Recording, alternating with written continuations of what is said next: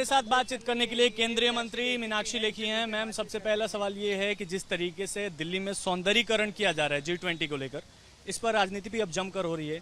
आप ठीक वहां खड़ी हैं जहां पीछे जो है शिवलिंग जैसा फव्वारा है, लेकिन इसी पर तो जमकर राजनीति हो रही है जहां एक तरफ आम आदमी पार्टी लगातार बीजेपी पर निशाना साध रही है, कह रही है कि हिंदुओं के आस्था के साथ खिलवाड़ किया गया। क्या कहेंगे? कि आस्था के बारे में जो लोग अनभिज्ञ हैं वही इस तरीके की बात कर सकते हैं, क्योंकि जिन्होंने पुजारियों को मानदंड नहीं दिया और इमामों को मानदंड दिया वही इस तरीके की बात कर सकते हैं, क्योंकि वो भारत की स्थापत्य कला और मंदिर बनाने की प्रक्रिया से अनभिज्ञ हैं, उनको जानकारी ही नहीं है। ये वो लोग हैं, राजनीति समझिए, कल तक ये क्लेम कर रहे थे कि ये सब काम आम आदमी पार्टी ने किया है। तो 9 साल से जो सड़कों को ठीक नहीं कर पाए, जगहों को ठीक नहीं कर पाए और देश के लिए एम्बैरेसमेंट बने रहे, वो आज एलजी द्वारा किए गए काम को क्लेम कर रहे हैं कि ये हमारा काम है। जब उन्हें पता लगा कि सच्चाई सामने आने लग रही है, तो जब सच्चाई सामने आने लग रही है तो बवाल काट दो, तो ये बवाल करने का काम इन्होंने किया है। तो मैं आपको बताना चाहती हूँ कि मंदिरों में जब प्राण प्रतिष्ठा की जाती है तो उसका एक फॉर्मूला होता है, एक तरीका होता है। जिस चीज़ को हम शिवलिंग का रूप देते हैं उसमें रेशो होता है कि ऊपर का भाग इतना रहेगा, बेस इतना रहेगा, उसमें ये मंत्रों का उच्चारण होगा, इतनी विधिवत तरीके से काम होगा, तब वो पत्थर शिवलिंग बनता है। पत्थर कटने से मात्र शिवलिंग नहीं बनता है और ये रेशो भी उससे मैच नहीं करता। ये कलाकृति है, नंबर 1। नंबर 2, आपको ये भी पता होना चाहिए कि जो इस देश की आस्था है वो आस्था है हर कंकड़ में शंकर।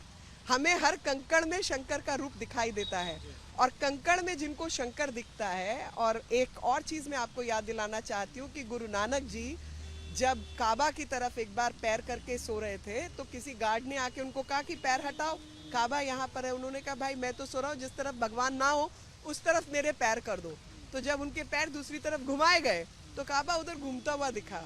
तो हमारी तो मान्यता है कि हर जगह ईश्वर बसते हैं, हर कंकड़ में, हर पक्षी में, हर पशु में, हर पेड़ पौधे में, हर मिट्टी के कण में ईश्वर बसते हैं। तो जाकी रही भावना जैसी, प्रभु मूरत देखी तैसी। मीनाक्षी मैम, जब हमने एलजी साहब से पूछा तो उन्होंने भी यही कहा कि कण कण में भगवान शिव है और ये आम आदमी पार्टी का बचपना है, लेकिन वही आम आदमी पार्टी का कहना है कि अब एफआईआर तक मामला जा सकता है, एफआईआर करवाना चाहिए। अरे भैया करवा देना, किसने रोका है? उनका अधिकार है एफआईआर करवाना और इन्वेस्टिगेशन और जो भी प्रक्रिया है वो होगी, उससे क्या ही फर्क पड़ता है।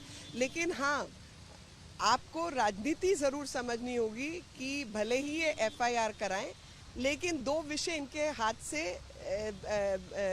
निकले हैं। पहले इनके ऊपर जिसकी रिस्पॉन्सिबिलिटी फिक्स होती है, पहली रिस्पॉन्सिबिलिटी फिक्स होती है कि ये वो लोग हैं जिन्होंने मंदिरों में काम करने वाले पंडित पुजारियों के लिए कोई मानदंड तय नहीं किया और मस्जिद में काम करने वाले जो इमाम आदि हैं उनके लिए मानदंड तय किया। दूसरी ये कि ये काम अब तक अपने श्रेय पर लेकर जाना चाह रहे थे। इनके मंत्री सड़कों पर कूद रहे थे, घूम रहे थे और कह रहे थे कि ये काम आम आदमी पार्टी ने किया। तो दूसरी स्थिति ये हो गई कि इसका क्लेम अगर इन्होंने एलजी साहब के सिर पर मढ़ा है तो ये भी तय है कि बाकी सब काम भी एलजी साहब के नेतृत्व में ही हुआ है, इन्होंने कोई काम नहीं किया। और मैं इसको शंकर की माया ही मानती हूँ कि झूठ बोलने वाले के मुंह से भी सच्चाई निकलवा देता है और सच्चाई इनके मुंह से खुद निकल गई है। एक आखिरी सवाल है मैम कि 1 नेशन 1 इलेक्शन पे बात नहीं कर रहे। बहुत शुक्रिया मीनाक्षी मैम। मीनाक्षी लेखी जी थी हमारे साथ, केंद्रीय मंत्री, जिन्होंने खुलकर इस विषय पर बातचीत की। वीडियो जर्नलिस्ट नारदेश्वर के साथ विशाल पांडे, रिपब्लिक भारत।